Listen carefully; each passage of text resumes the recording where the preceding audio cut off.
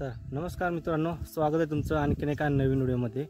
तर आपला आजचा हा व्लॉग आहे आणि आता तुम्ही माझ्या पाठीमागं बघत असाल की इकडं आपल्याकडं राणी आहे आणि दुसरी एक गाय आहे छोटीवाली।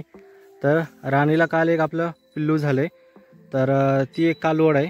तर मी तुम्हाला थोड्याच वेळा दाखवतो की मी पहिल्यांदा गाय आणली होती छोटी, तिची एवढीच आता हिला एक छोटी गाय झाल्या।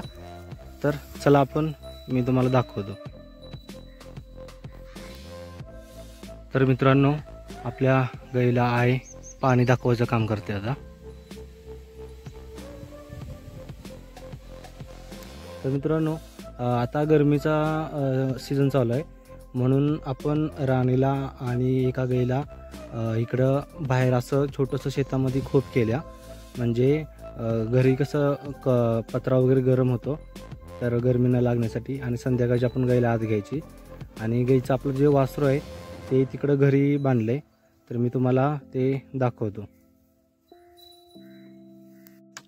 तर आपण हळूहळू घरी जाऊया।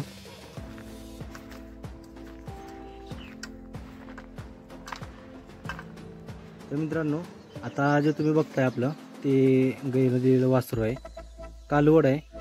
आणि इथंच आजूबाजूला आपली दोन रेडका आहेत, त्या पण रेडे आहेत। आणि मी काय ठरवलं आहे की आपल्या कालवडीचं नाव आपण गुड्डी ठेवूया। म्हणजे कसं जर्सी गाईच्या कालवडीचं नाव गुड्डी असते। आणि तुम्ही बघत असाल की पूर्ण काळं कुळकुळीत आहे वासरू आपलं। तर कशी वाटली व्हिडिओ सांगा मित्रांनो। ठीक आहे, धन्यवाद।